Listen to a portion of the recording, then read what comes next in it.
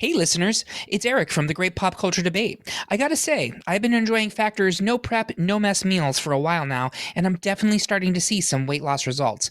With healthy options for just about every diet, it's never been easier or tastier to eat well. Factor meals can help you meet your wellness goals with a whole menu of chef-crafted meals with options like Calorie Smart, Protein Plus, and Keto. Factor's fresh, never frozen meals are dietitian approved and ready to eat in just 2 minutes. So no matter how busy you are, you'll always have time to enjoy nutritious, great tasting meals. I just put in an order for roasted red pepper tortellini and Italian sausage, Nonna's Sunday beef bolognese, and the sage and rosemary pork chop. My mouth is already watering just thinking about it. Join me and make today the day you kickstart a new healthy routine. What are you waiting for? With 35 different meals and more than 60 add-ons to choose from every week, you'll always have new flavors to explore. Make your day delicious. From breakfast to dessert, stay fueled with easy, nutritious options, all sent directly to you. Keep kitchen time to a minimum. Factor meals are ready in 2 minutes. There's no shopping, no prepping, no cooking, or cleaning up. Things I do not miss, doing the dishes. Choose from 6 menu preferences to help you manage calories, maximize protein intake, avoid meat, or simply eat well balanced.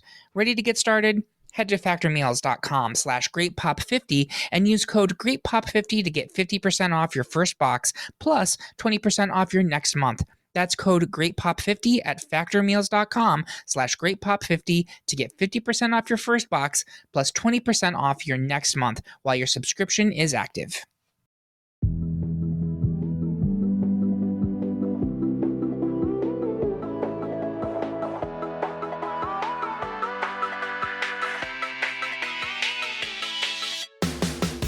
While children have always been featured on television, they became a hot topic and advertising demographic by the 1990s, and thus the explosion in teen-centered programming began with the specific growth in the teen drama series. Many covered the soapy realities of high school and college, others had more high concepts, including undercover cops, teen detectives, and vampire slaying, but they all had beautiful teenagers, or 20-something actors playing teenagers, feeling all of the feels on our TV sets week after week. Now the Great Pop Culture Debate wants to determine the best teen drama series that aired between 1990 and 2009. I'm more irritating than Rachel Berry and gayer than Kurt Hummel, and I couldn't be more gleeful about it. I'm your host, Eric Resniak. Please welcome my panelists for this episode, who will write terrible things about you in your own yearbook. Our first panelist would like to let the Salvatore brothers suck on him anytime. It's Bob Erlenbach. My neck, Eric, my neck. Don't you mean your neck, your back, your bus? You get it. Next, fresh from his shift at the Peach Pit, it's Brendan Hay. And I'll keep putting in shifts at the Peach Pit until I finally see Joey Tata's. Oh, I was just there enjoying the senior discount with Andrea Zuckerman. Next, she's trained for this battle in her high school library. It's Joelle Bodecker. I'm prepared to unleash a vengeance demon if my picks don't win. Yes, Queen Slay. No, really, I mean Slay. And finally, she's fresh out of jail and already moving into your pool house in the backyard. It's Kara Austin. Kara, who are you? Whoever you want me to be. Oh, I see what you did there. And up in the producer booth, we have Curtis Creekmore wrapping up his stint on a B-list Canadian soap before launching a shockingly successful American rap career. If you're curious about how we ended up with this Soapy 16, become a Patreon supporter of the podcast, or just listen to the 3-minute primer available wherever you listen to podcasts. And don't forget, you can head to greatpopculturedebate.com and find the listener bracket for this episode so you can play along with us at home. And with that out of the way, let's get into these debates before we get convinced into joining a cult addicted to pills. First up, it's a unanimous victory for ultimate number 1 seed Veronica Mars, which meant that the party was over for the Salingers and Party of 5, a 4 seed. But Joelle, you wanted to speak on Party of 5 briefly. I did, because this show was very important at a certain point in my life to me. I was a kid when it started, and I was like at the end of high school when it ended. And so I feel like I grew up with these people. And I think it was the beginning of this new era of teen shows. And it had some actors that we still know today, some that are maybe popular over in like maybe the Hallmark movie channel situation, but some that have had like lead careers like Matthew Fox. And we have our beloved Claudia, what is her name? Lacey Chabert. Lacey Chabert from Les Mis and Mean Girls. Nev then Campbell. and then Love. I was going to say Jennifer Sydney Love Hewitt. Prescott herself. Yeah, Sydney Prescott. Bob, you wanted to say something? Real quick, this was at the very beginning still of this craze, right?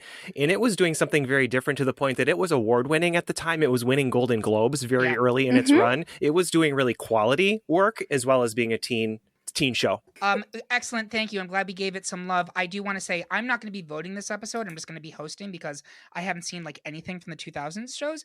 But I do want to say that I'm dismayed that nobody even mentioned the hot piece that is Scott Wolf. That guy was a smoke show on Party of Five. Excellent. So we will be moving Veronica Mars forward, but we love you, Party of Five. Next, the panel is evenly split between two shows centered on women making their own way, 2-seed Felicity and 3-seed Gilmore Girls.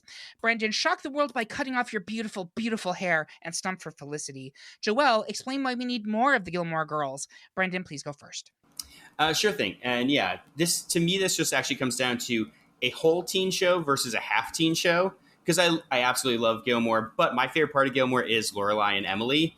And my big metric on all of this is who is the core POV. And Felicity is all teen. I mean, the premise of the show only makes sense with teenage characters.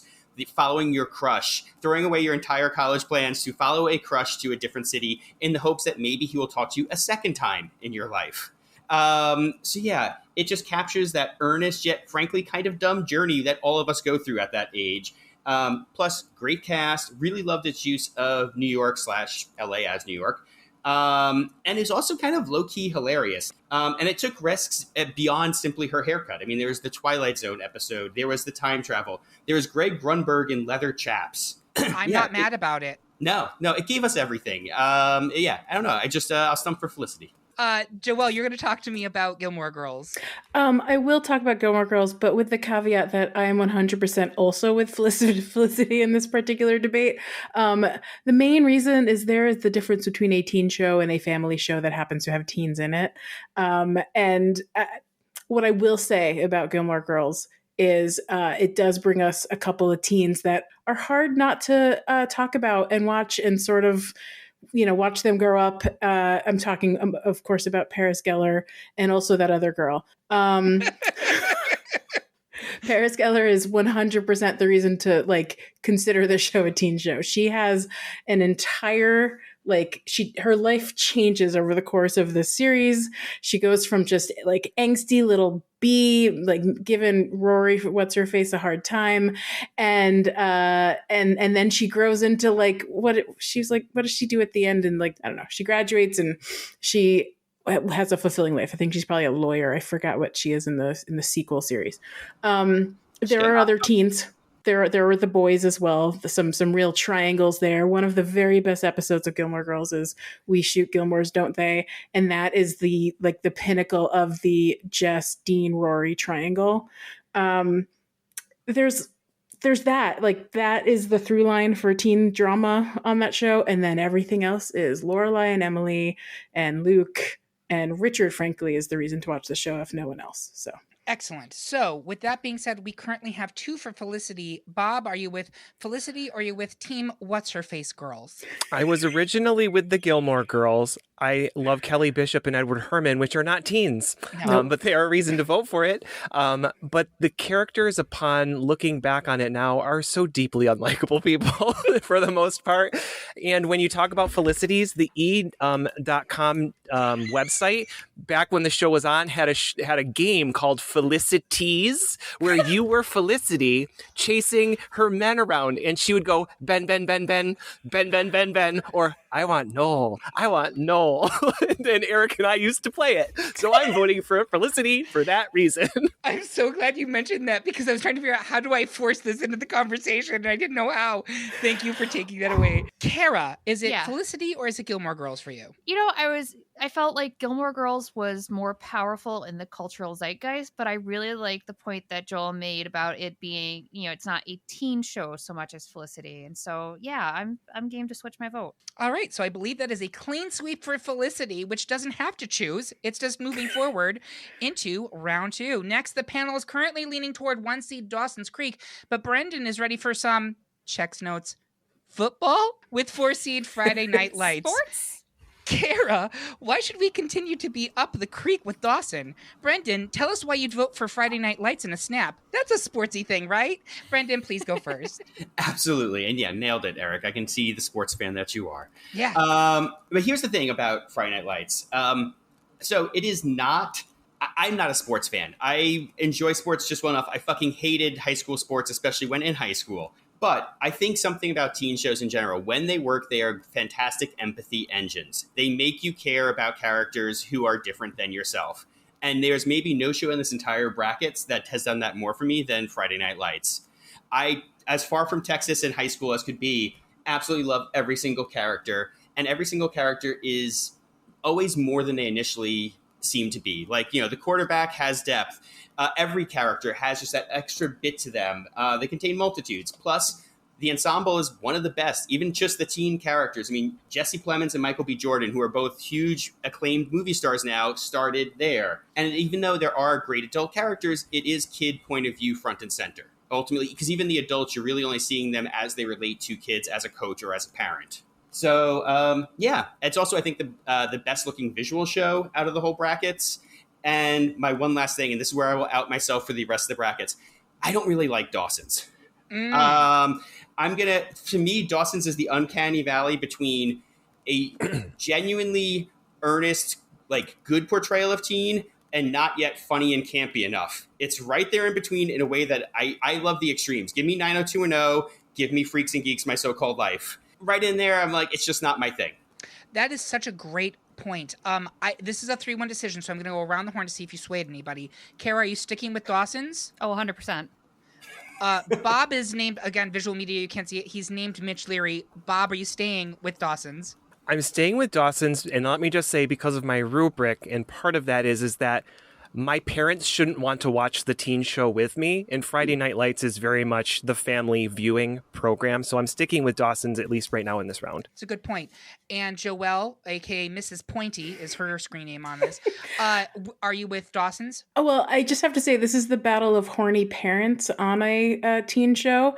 I loved Friday Night Lights. I did, but it was a little too schmaltzy for me. And Dawson's Creek, for me, was I was that age from beginning to end, and it was just on the nose for me. And as garbage as it is to watch back now, it's still fun to watch. So that is 3 for Dawson's. It will continue. I just want to bolster what Brendan said. This was a terrific cast, and Friday Night Lights struggled its entire time on air to get ratings because it was on, I think, Friday nights. But we will be taking it out, and Dawson's will move into the next round. Next, it's 2 unanimous victories as 2-seed Beverly Hills 90210 deforested the votes for 3-seed One Tree Hill, and 1-seed Buffy the Vampire Slayer staked its claim over 4-seed Degrassi High, the original version. Brendan, you briefly wanted to speak on One Tree Hill.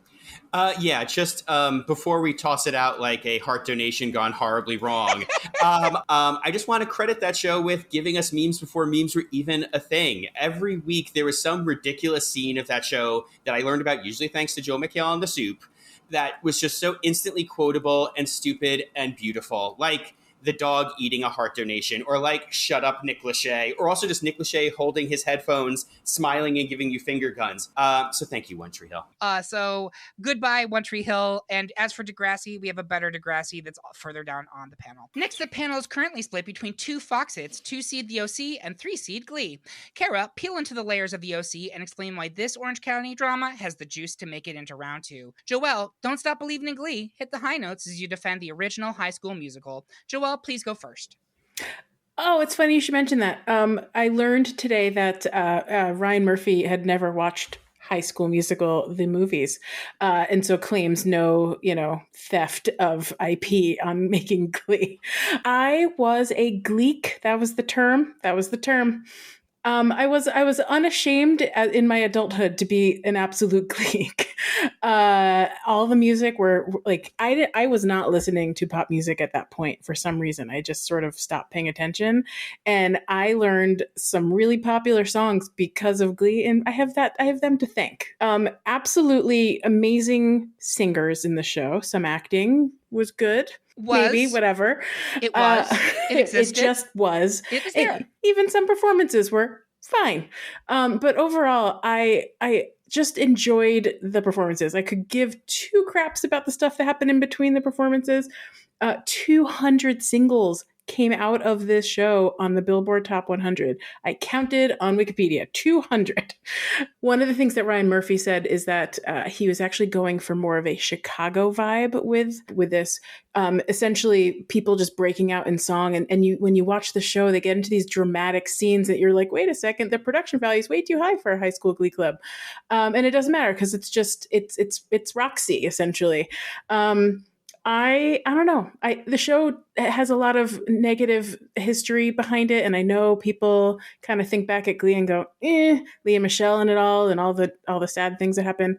But it was so good in the moment, in the early days too. I'm gonna stop. A great argument, and I will say that pilot for Glee is one of the best pilots of all time. And we should do a best TV pilot episode because it is terrific. But Kara, talk to us about the OC. The OC was just again one of those like cultural zeitgeist shows when it came out. It had these like really iconic characters that kind of fit these different. We had like the moody outsider in Ryan Atwood. We had the kind of lovable geek in Seth Cohen. We had the train wreck popular girl in Marissa Cooper with her best friend sidekick, and also the unrequited love of Seth Cohen and Summer Roberts. We had these, we were dealing with issues. I mean, there with a lot of these shows, there's not a lot of diversity, and I think we need to recognize that. In the OC, we started going with some class diversity because that was a lot of the tension here. The premise of the OC is that a kid who has a lot of potential, really good grades, ends up stealing a car with his older brother Trey. Gets assigned a public defender, who is Sandy Cohen, who is played by. That's the reason the show should win, because Peter Gallagher is amazing. I want him to be my dad. He's a public defender, but he's married to the daughter of a real estate giant in Newport Beach, and he feels for this kid that he needs, he just needs a second chance. Invites him, into his home, and kind of brings Ryan Atwood, this character, into the OC, into the Newport realm, and he it's that fish out of water where someone very much doesn't belong in this setting. I think the OC was just everything. Excellent. Mitch Leary, aka Bob, where are you going here? Is it OC or is it Glee? For the OC, I don't care for it. I find the characters unrelatable and unlikable. And I think you could say that for some of the Glee characters as well. It does suffer from the Ryan Murphy great start, great idea, great promise, and a complete dud for most of thereafter. However, it was so important and such a juggernaut in the contribution to just popular culture and just the genre and reinventing some aspects of the genre from that show, I think outshines what the OC was doing, which could be really comparable to a lot of other things on this bracket that will probably go much farther than the OC. So I'm not sitting here saying Glee's going to win the whole thing, but I think it deserves to go forward based on those things. Okay, Brendan, where are you on this one? I am so voting for the OC for all the reasons Kara said, plus not trying to turn this into a personal battle, but I honestly think to me, as somebody who is very excited for Dawson's Creek and watched the first 2 seasons or 3 seasons anyway, just because it was there, the OC was what I actually always wanted out of Dawson's. It was the like, here are slightly nerdy or slightly weirder like high school characters while still being a very traditional 90210 style high school show. But it's genuinely funny and rewatchable to me in a way that Dawson's isn't. So I think OC. I think Dawson's idea of a nerd, I mean, you only see it so much in Dawson, was like a very grown-up idea of what a nerd could be, like little Steven Spielberg, whereas Seth Cohen was more contemporary at the time of what a nerd was. So we are split, and the seeds will decide it. OC's a 2 seed, Glee's a 3, which means OC will move into round 3. I will say this, Joelle, I went through my iTunes, and the number of Glee singles that I purchased at this period of time shames me deeply as a human being. They took all my money. Yep. I know. But for now, the OC continues into round 2. I'll send y'all an OC mixtape. Perfect. It's another split decision. I feel like Kelly Taylor up in this bitch between 1 seed Freaks and Geeks and 4 seed Degrassi, The Next Generation. Brendan, ditch class and spend the day convincing us to stick with the Freaks and the Geeks. Bob, tell us why Degrassi's Canadian bacon is worth saving. Bob, please go first. So Degrassi, well, I'm going to start by saying I loved Freaks and Geeks for the very limited amount of time that it was on my television. And I hate saying that that's a knock against it, but I'm going to give that as a knock against it. I was a full-grown adult watching Degrassi, The Next Generation, which I'm not embarrassed to say. But to me, I love Degrassi, and it is an evolution of Degrassi from the 80s. It is at this moment on our bracket, it is the most after school special of the shows that we have on the bracket right now, which I think is a special feel for the show and very teen. Everything felt very special to the issues that they were going after, to what they were facing, whether it be drugs or teen pregnancy or whatever, LGBTQ issues, etc. Like, they were hitting all of them. School shootings were involved in this. And I think it's a really great show for tweens to teens, including me as an adult. But it was also an actor incubator from that Canadian set of actors. Nina Dobrev was on some episodes. We talked about her on Vampire Diaries in the pre-show. Go to Patreon to hear that. You know, Drake was on the show, which, fun fact, Drake has scrubbed Aubrey from IMDb altogether, it seems, because usually when you go to IMDb and it says, here's the actor Drake, or credited as whatever in IMDb, Aubrey's not listed anywhere as credited as Aubrey. So Aubrey's been scrubbed, but he was Aubrey at the time. But Drake is from that show. I think they had a lot going for it. Some great characters, a lot of fun, great actors, great young actors, as well as the old characters from the original series as the adults in that show. So it was a good full circle. To me, it was very touching at moments and very edgy at moments and very cutting edge at moments. So I think those are some reasons I think that really does deserve to go forward. Great. I do want to point out that he may be an adult watching Degrassi, but socioeconomically, he's very much still a teen girl. So, Brendan, talk to me about Freaks and Geeks. Sure thing. And yeah, no, look, that is definitely the better of the Degrassis. I fully see that. And it went on forever, which to me is the knock against it, because the consistency is not all there across the run. Yeah, Freaks and Geeks is one season, but to me it is maybe, with the exception of one other show in these brackets, it's maybe like the most perfect single season show I can think of. Every episode is a gem. I can rewatch it anytime. And partially because, one, it's another empathy engine like I talked about earlier. And again, really trying to focus on characters who don't always get the spotlight in teen stories. They're their sidekick characters, but here they're the leads. The other thing is, though, it manages to be hilarious and honest, but never winking or campy. It really walks a very, very fine line and pulls it off every time. And part of that is, I think, it manages to find high-stakes stories in the smallest of everyday lives. Like a lot of the other ones, like I love 90210, but it's ridiculous that these kids would have this every single week. Whereas here it is like, no, it's, can I ask my crush to the dance? But it feels like it is life or death, which is actually, I think Freaks and Geeks captures how it actually feels to be a teenager, where things that objectively as an adult maybe aren't important, but when you're a teen feel huge. Like the highest stakes in the whole series is, should I ditch math camp to follow the dead? And it makes a great cliffhanger. They sell it totally. Great arguments. All right, so Joelle, where are you on this one? Are you with Degrassi, The Next Generation, or are you with Freaks and Geeks? This is those are really good arguments. Think I'm still with Degrassi. Okay. Kara, where are you? Is it Degrassi or is it Freaks and Geeks? I'm sticking with Freaks and Geeks. And also, what an amazing cast to come out of that show. Seriously. What a launching pad. Like, I think most of the older ones are all now megastars. So that we are split, but by the seeds, Freaks and Geeks will advance because it's a 1 seed, Degrassi's a 4. Freaks and Geeks moves into round 2. Finally, in round 1, the majority of the panel wants to keep hanging with Jordan Catalano, Rayanne Graff, and 2 seed My So-Called Life, while Bob is obsessed with the scandalous lives of Manhattan's elite and 3 seed Gossip Girl.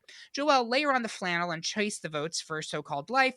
Bob, spread vicious rumors about your friends and family until they agree to vote for Gossip Girl. Bob, please go first. At this point, just let me talk about Gossip Girl for a minute, and then we'll move on with My So-Called Life, because I will give it to My So-Called Life at the end by any stretch. It's me up against another 1 season show. I don't know how this keeps happening to me, but anyway. Gossip Girl, I said in the pre-show that Vampire Diaries was appointment television to me. This was like intravenous television, like hook me up to it for Gossip Girl.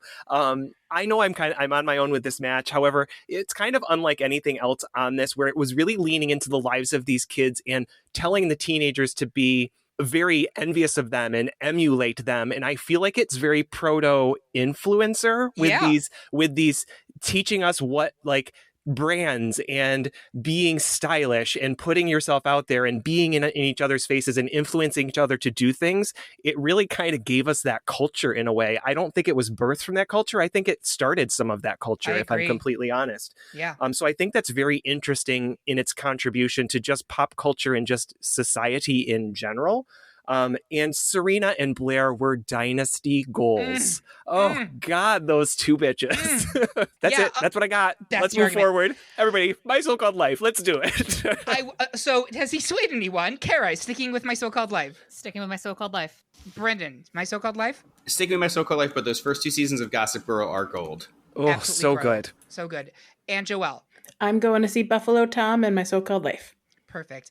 I will say, if you have not watched the first season of Gossip Girl, Blair Waldorf is a force of nature, and she is one of our great television bitches. And I use that term lovingly. Excellence in side boob. Absolutely. Side boob is a rare and thrilling moment, and Blair Waldorf knew how to give it. So that being said, that's the end of round 1. We're going to take a quick break to grab some ice cream with Dawson Leary's dad. We'll be right back after these messages.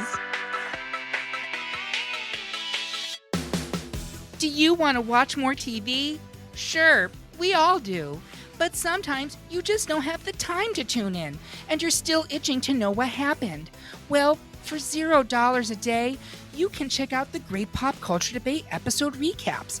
We cover some of your favorite television franchises so you can stay up to date without even watching. Head over to the blog section of greatpopculturedebate.com and make sure you never miss a moment. Your teen requested a ride, but this time not from you. It's through their Uber teen account. You drive your teenager around, a lot, to their friend Jacob's house, their other friend Jake's house, to James's, to Jaden's, to Jalen's, to... Mom? This is Jake's house, not Jacob's. Now with an Uber teen account, your teen can request a ride under your supervision. They'll ride with a highly rated driver, and with live trip tracking, you'll follow along the whole ride to their friends' houses that all sound the same. Add your teen to your Uber account today. See app for details. Bye, Mom. And we're back for round 2 of our Best Teen TV Drama Series debate. Before we get into the Elite 8, I want our panelists to share their social media accounts, what else they're working on, and their biggest crushes from a teen TV show. Bob, why don't you start us off? All right, so I am at DisNerdBob on almost any social that you might want to find me. Crushes, I'm going to have to go back to, and I think we talked about this in the pre-show, Tom Welling is Superman, Clark Kent from Smallville. You mentioned the power of advertising. Him in that cornfield with the S on painted on his bare chest is... I had to watch Smallville alone without anybody else with me.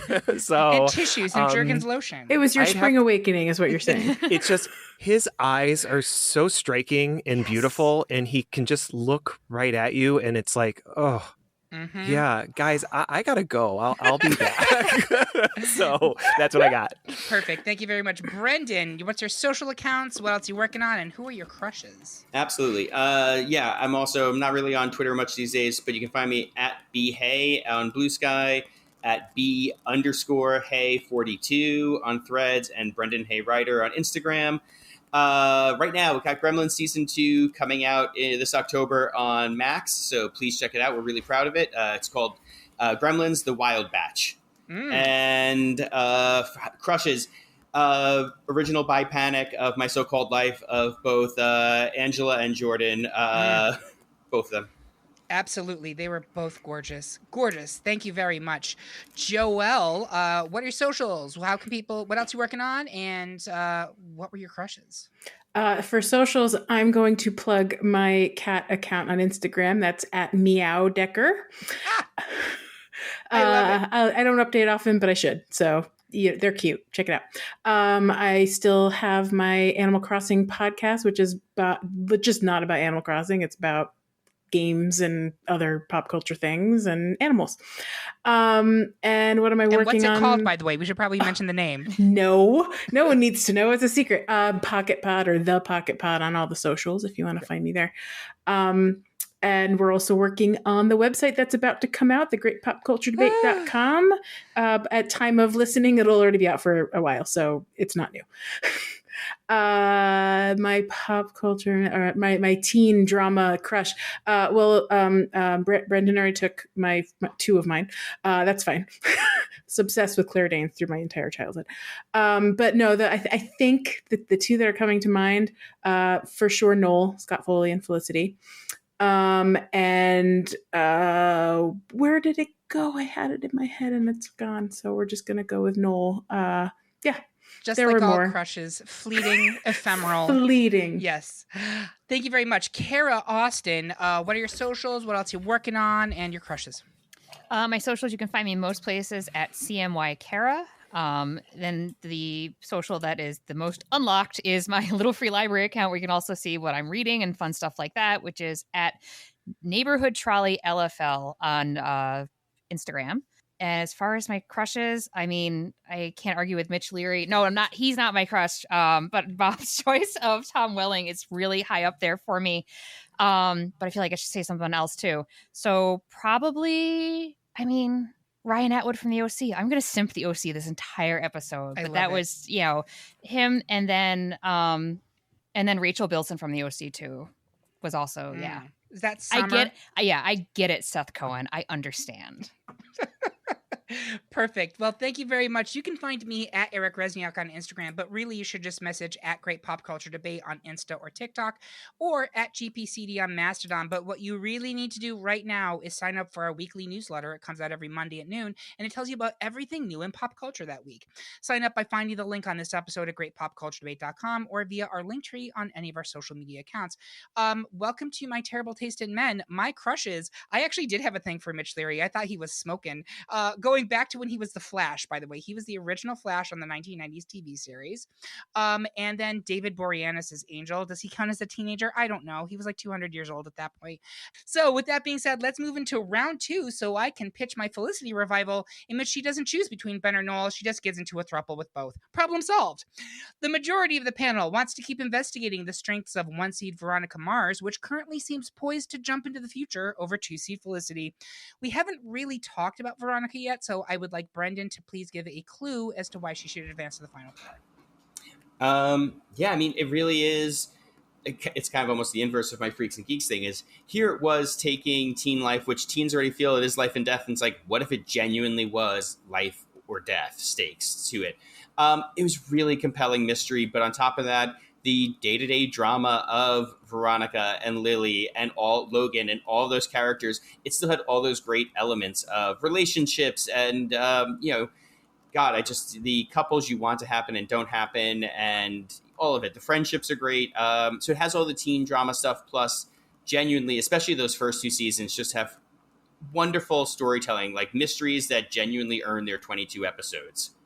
Awesome. So we will be seeing Veronica into actually the final 4, but we will say goodbye to Felicity, and it's the power of goodbye, which I believe was the Madonna theme song from that show originally. Next, the panel is currently leaning towards 1-seed Dawson's Creek, which looks to be picking up the torch of its predecessor, 2-seed Beverly Hills 90210.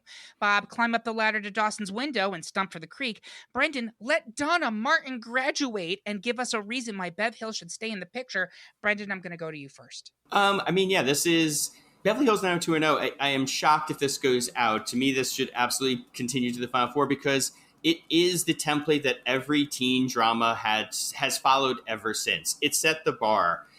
Granted, look, there are many later seasons of 90210 that are not in high school that we don't need to talk about nearly as much. But those first few years, the summer seasons, everything there, it is teen drama gloriousness. It is campy and rewatchable, but also so painfully earnest in early 90s and sincere.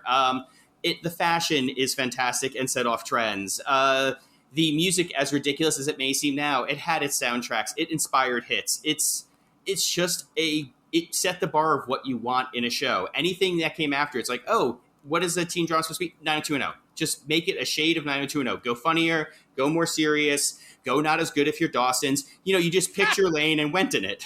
Perfect. That was a great little read in there. Speaking of Dawson's, Bob Erlenbach, talk to us about why it should advance. Yeah, I think so. We talk about that like primacy, that original argument, and that's really where we're going with that 90210 from Brendan, right? Is that it was really that template.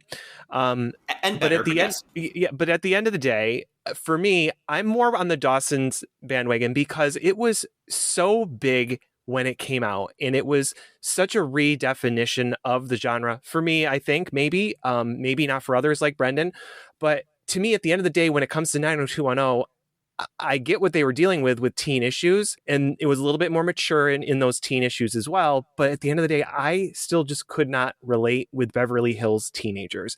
And I found that Dawson's Creek offered that a little bit more. It was more of a broader swath of identifying with most of teens in America. It had the music, it had everything like 90210, but it was an evolution. And they talk about 80s movies, about how all of a sudden people realize like, hey, there's a market for teens, right? And teens want to buy into this stuff.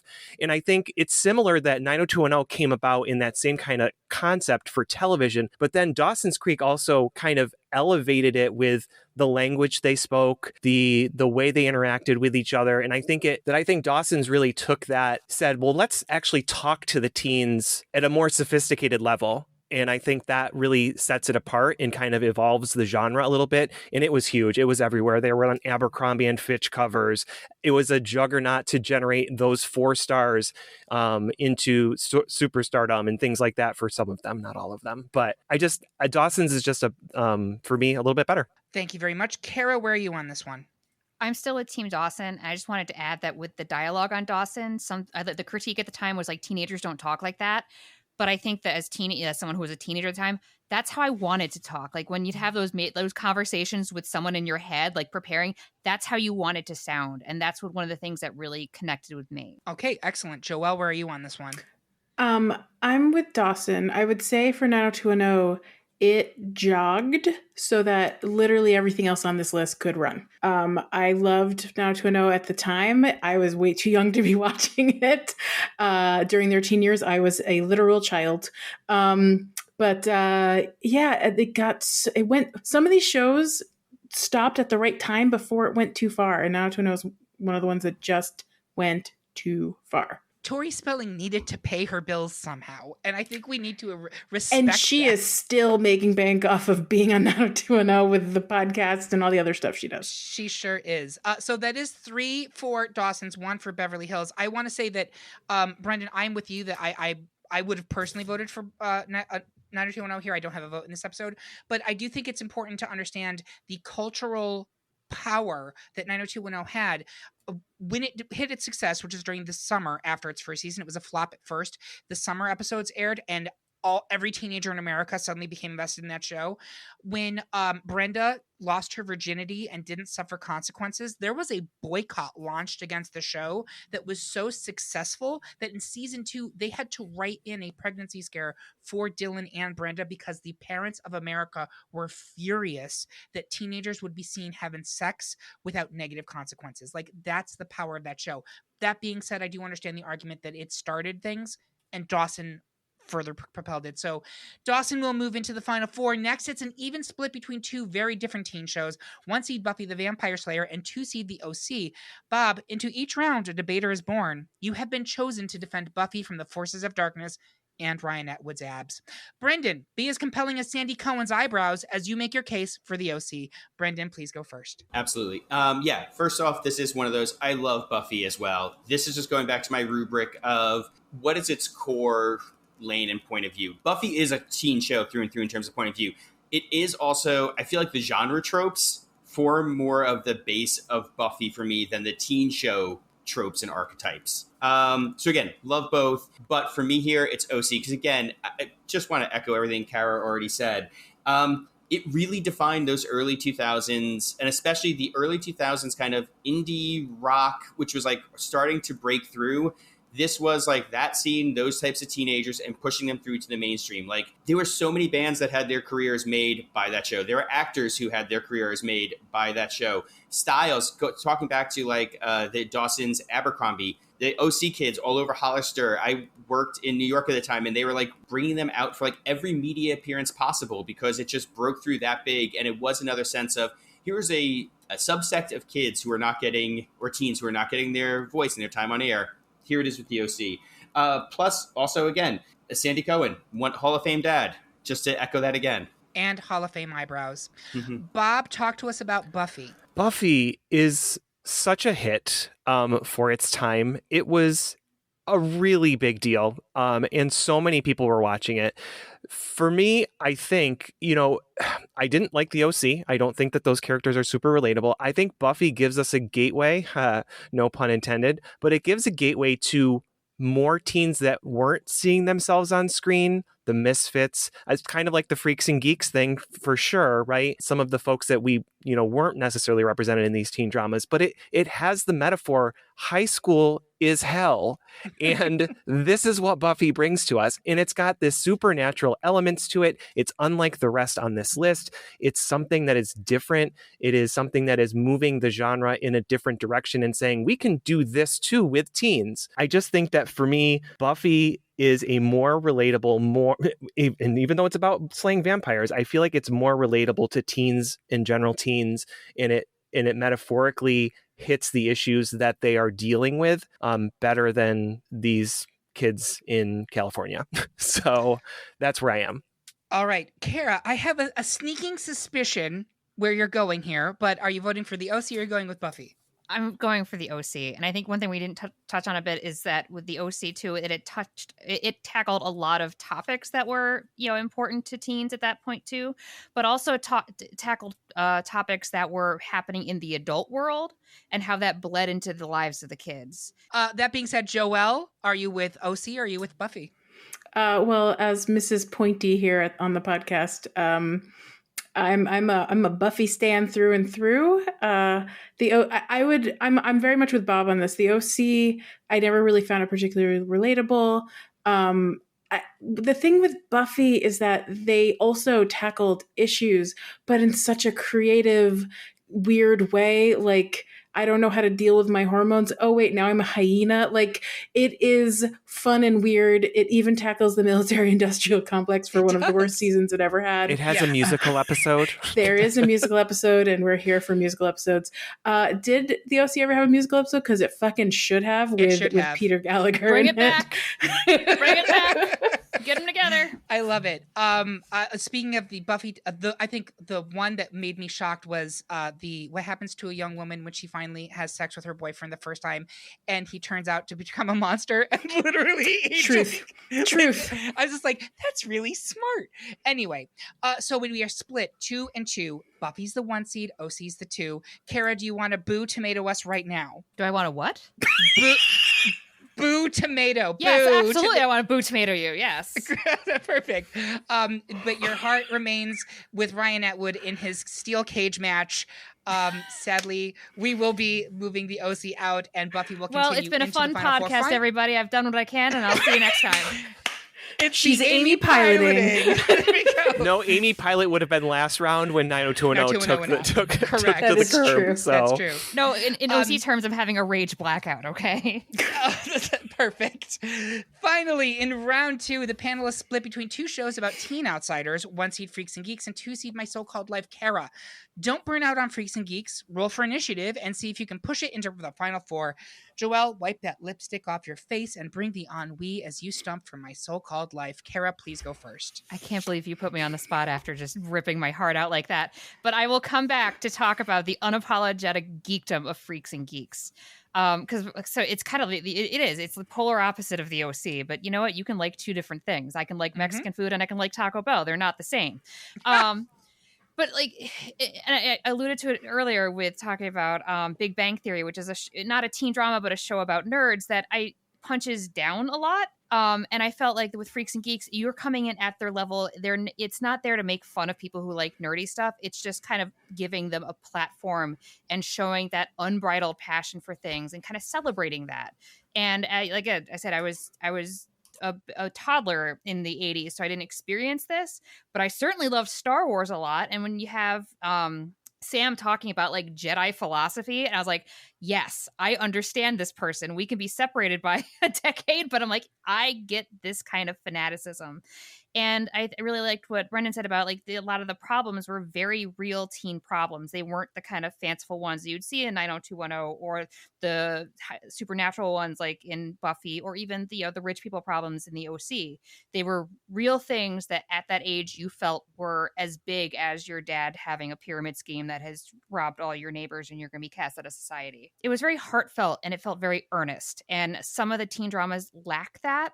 And this was where it shined through for me. Excellent points. And I actually, when you were talking, these two are actually perfectly matched because they're both one-season shows that are very earnest about real teen problems. That being said, talk to us, Joelle, about My So-Called Life.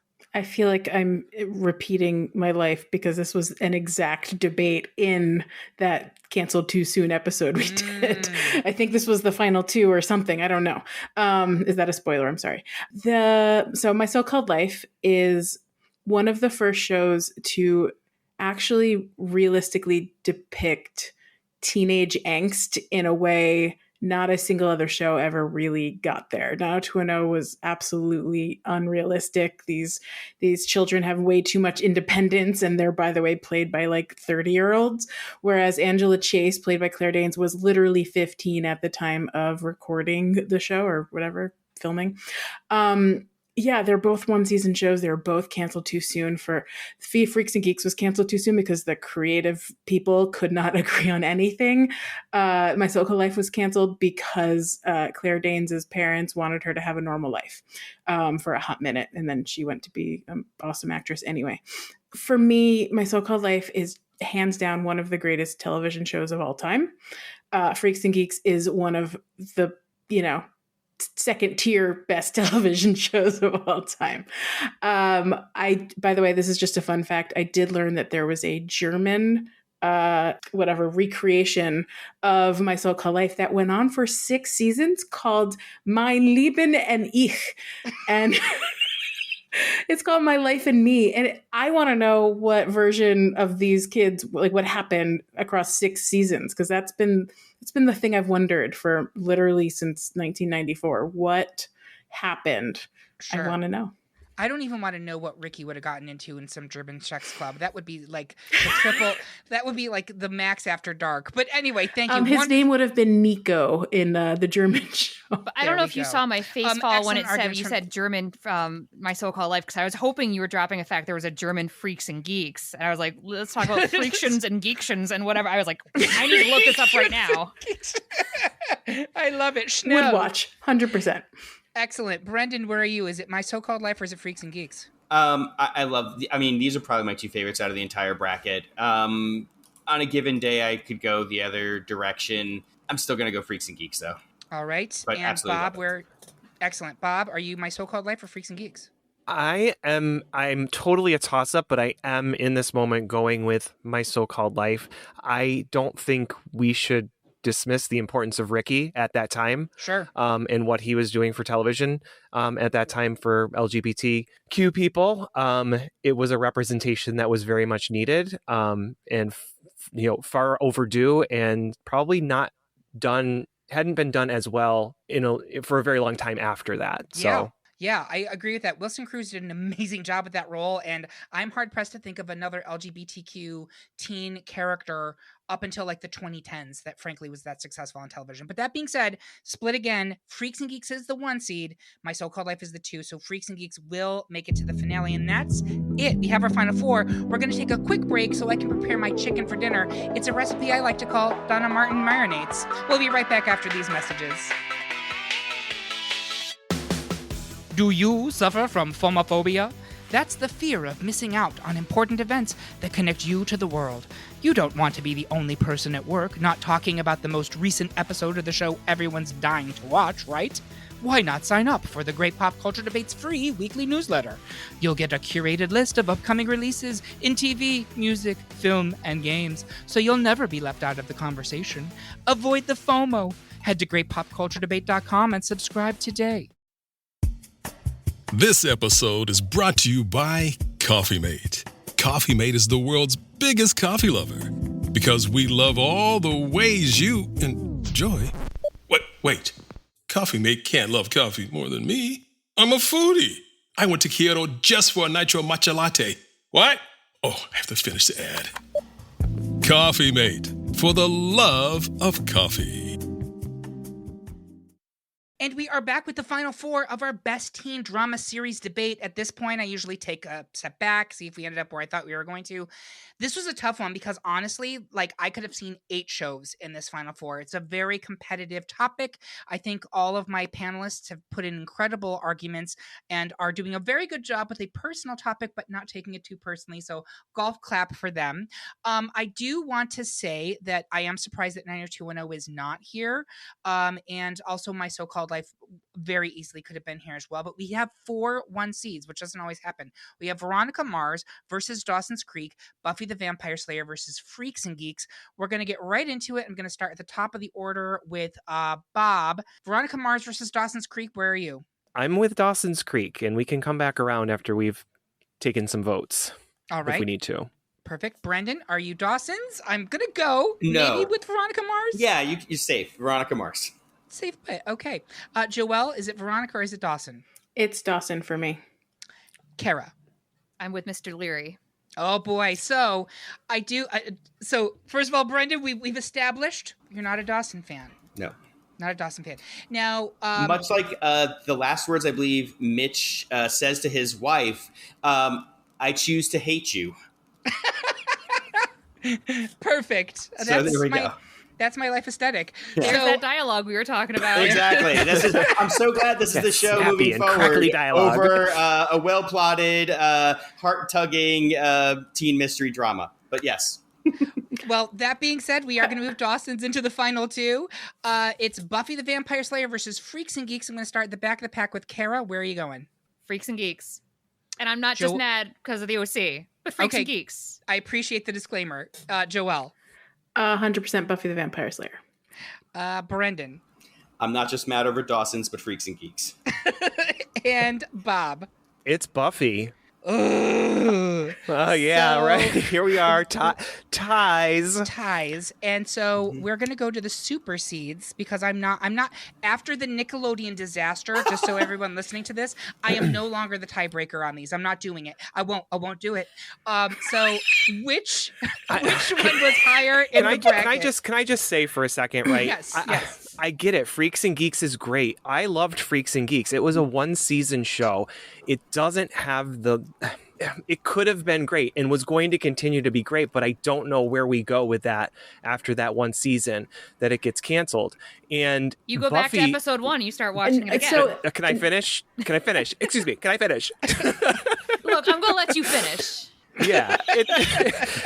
Buffy is this full project from beginning to end with multiple seasons and so many storylines and so many great things that happen for these characters and the evolution of these characters. And we see these characters grow over time, and we don't get that for Freaks and Geeks. I get it. It's great, but I don't know what it could have been to say that it would be the best for a legacy. I'll actually counter that. I think especially that last episode of Freaks and Geeks sets up a season 2 where it is that James Franco's character has shifted to being the geek. He has fully embraced a new life and is going to go forward in that. All the characters are kind of realigning themselves by the end of that season. And you're right, Buffy had many seasons, and 3 of them were great. And then there was also 4 more. So here's the thing. I checked the results, and Buffy was the 2nd most popular option, and Freaks and Geeks was the 3rd. So that means that Buffy will continue into the final 2. We have a final 2 of Dawson's Creek versus Buffy the Vampire Slayers. The WB juggernaut titles before it was the CW. That's what we've got. I'm going to start in the middle with Joelle. Where are you on this one? Oh, fuck. Yes.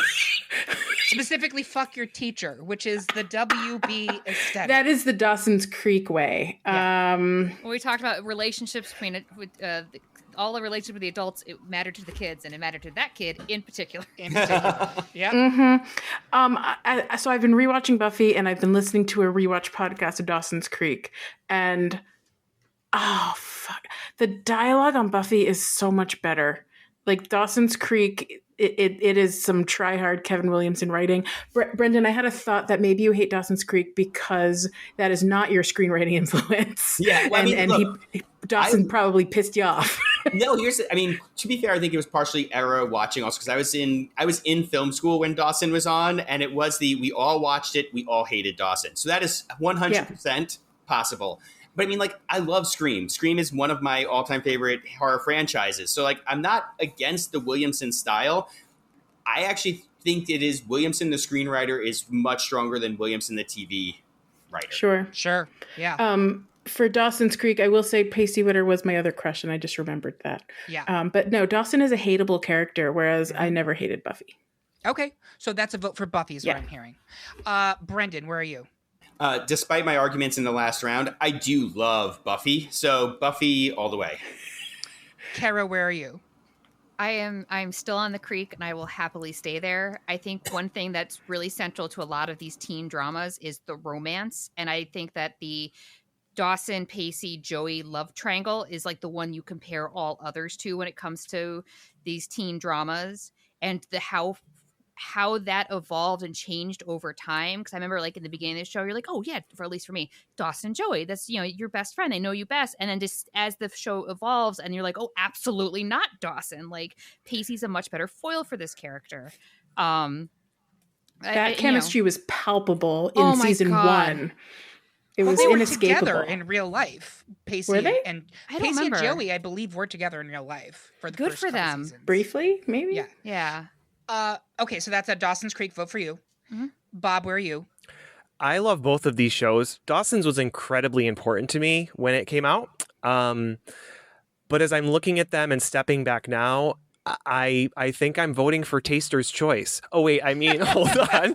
If you get that joke, congratulations. But I'm going to go with... Go get a colonoscopy. I think I'm going to be actually voting for Buffy in this matchup in the end. I do love Dawson's, but Joelle is right. The writing is better. It is definitely more creative and more snappy and more fun. And it's dealing with the same issues with a little bit of whimsy and horror. So that's where I'm going.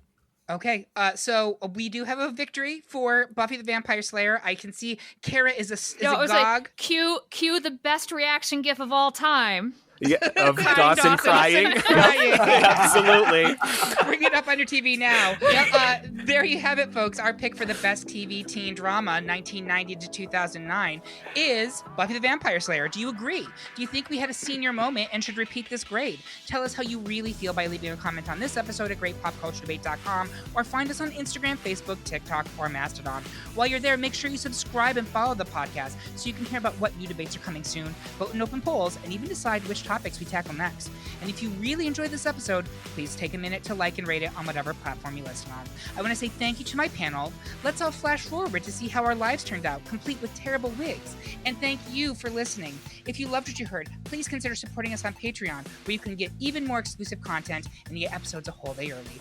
We hope you have a good one, and remember, everyone is entitled to their wrong opinion. Now, if you'll excuse me, I'm going to go sleep with my teacher.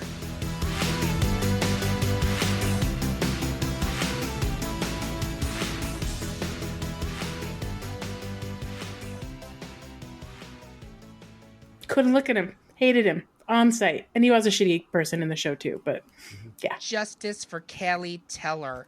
Kellen Taylor. Wow. Taylor. No, I don't know. Let him have his Adele Dazeem She's moment. related to Penn and Teller. It's fine. She's a magician. Kellen Teller. Kellen Teller. We're going to keep this for the fucking real to promote this episode. You catty bitches. All right. Write it in the sky in gossamer teardrops. I wouldn't have it any other way. Kellen. Whatever.